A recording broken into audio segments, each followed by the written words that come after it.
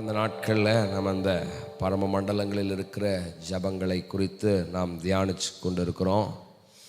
இன்றைக்கும் கர்த்தர் நம்மளை இந்த வசனங்களில் தியானிக்க கர்த்தர் நமக்கு கிருபை தருவாராக.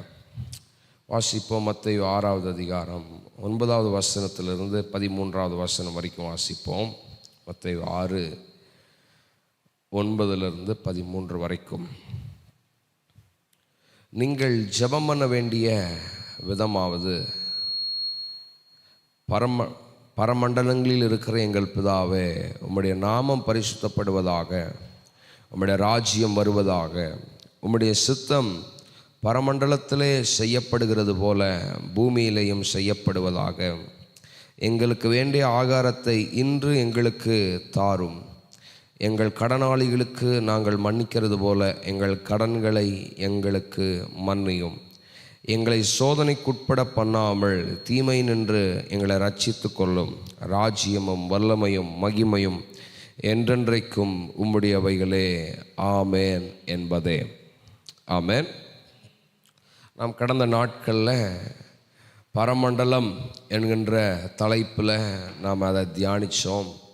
அதற்கப்புறமாக எங்கள் பிதாவே என்கின்ற தலைப்பில் ஒரு நாள் 2 நாட்கள் அந்த வார்த்தையை நம்ம தியானித்தோம். இன்றைக்கி அதற்கடுத்தது உம்முடைய நாமம் பரிசுத்தப்படுவதாக என்கின்ற தலைப்பில் ஒரு சில நிமிடங்கள் நாம் வார்த்தையை தியானித்து நாம் ஜெபித்து நிறைவு செய்ய போகிறோம்.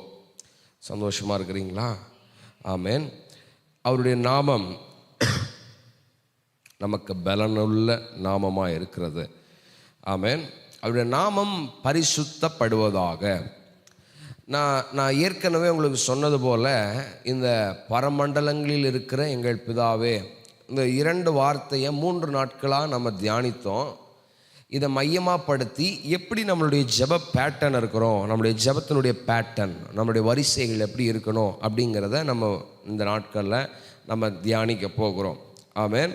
ஆண்டவர் ஏற்கனவே சொல்கிறாரு, நீங்கள் ஜெபம் பண்ண வேண்டிய விதமாவது, அதாவது நீங்கள் ஜெபிக்க வேண்டிய விதம், நீங்கள் ஜெபிக்க வேண்டிய ஜெபம் அல்ல, இட் இஸ் அ பேட்டர்ன். இது நீங்கள் ஜெபிக்க வேண்டிய விதம், இப்படி இந்த விதத்தில் நீங்கள் ஜெபிங்க அப்படின்னு சொல்கிறார். அப்போ முதலாவது ஆண்டவர் அந்த ப்ரேயர் எப்படி ஸ்டார்ட் பண்ணுறாருன்னா, உம்முடைய நாமம் பரிசுத்தப்படுவதாக.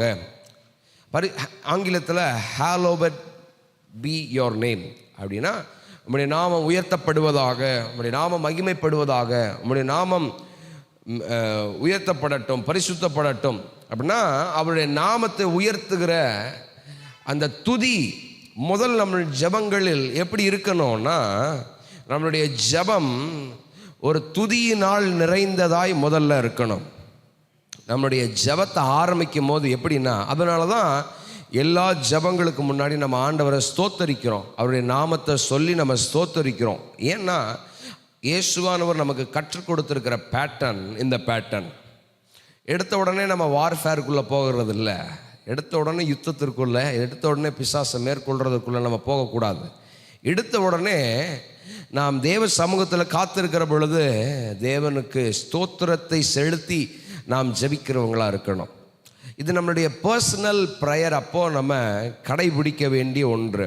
அது பர்சனல் ப்ரேயராக இருக்கட்டும், அல்லது ஒரு ஜெபத்தை கண்டக்ட் பண்ணுறதா இருக்கட்டும், இப்போ ஒரு உபவாச ஜெபம் அல்லது ஒரு சர்வீஸ், நீங்கள் எதை எடுத்துக்கிட்டிங்கனாலும் அதில் துவக்கம் எப்படி இருக்கணும்னா, ஆண்டவருடைய நாமத்தை உயர்த்துகிற அனுபவம், ஆண்டவரை உயர்த்துகிற அந்த பிரைஸ், அந்த துதி ஆராதனையினால் நாம் துவக்கப்பட வேண்டும் ஆராதனைகளை. ஆமேன். நம்முடைய ஜெபம் முதலாவது, நம்முடைய ஜெபத்தில் என்ன இருக்கணுங்க? துதி ஆராதனை இருக்கணும். அவருடைய நாமத்தை உயர்த்துகிற துதி ஆராதனை நம்முடைய ஜெபங்களில் இருக்க வேண்டும். ஆமேன். we should start our prayer, நம்முடைய ஜெபங்கள் துதியினால் துவங்கப்பட வேண்டும். ஆமேன். ஒரு சிலர் நம்ம ஜெபிக்க ஆரம்பித்த உடனே அந்த பிசாசுகளை கட்டி, அந்தகாரத்தை கட்டி ஜெபிப்போம். அதெல்லாம் நெக்ஸ்ட்டு தான். முதல்ல நம்ம எப்படி ஆரம்பிக்கணும்னா, நாம் ஸ்தோத்திரங்களினாலும் அவருடைய நாமத்தை உயர்த்துகிறதுனாலையும் நம்முடைய ஜெபம் இருக்க வேண்டும். நாம் தனிப்பட்ட நேரத்தில் ஒரு மணி நேரம் ஜெபிக்கிறோன்னு வச்சுக்கோங்களேன். முதல் 20 நிமிடங்கள் நாம் நல்ல ஸ்தோத்திரம் பண்ணி அவரை துதிக்கிற ஆராதனையினால் நம்ம அவரை உயர்த்தணும். ஒரு ஆமென் சொல்லுங்க. நம்ம ஒரு மணி நேரம் ஜெபிக்கிறோன்னா ஒரு 20லேருந்து 25 நிமிஷம் நல்ல பாடல்களை பாடி, நல்ல ஃபாதருடைய பாடல்களை பாடி அவருடைய நாமத்தை உயர்த்துகிற பாடலாக இருக்கணும். நம்ம இஷ்டத்துக்கு நம்ம பாடிட்டு இருக்கக்கூடாது. இயேசுவை உயர்த்துகிற மாதிரியான பாடல்கள் இருக்க வேண்டும். பாடல்கள்லேயே நிறைய பாடல்கள் இருக்குது. விசுவாச அறிக்கை செய்கிற மாதிரி ஒரு பாடல்கள் இருக்குது. நம்முடைய ஜெபத்தையே பாடலாக மாற்றுகிற அனுபவமும் இருக்கிறது. விண்ணப்பத்தை பாடலாய் மாற்றினார்கள்னு சங்கீதத்தில் நிறைய இடத்துல நீங்கள் வாசித்திருப்பீங்க.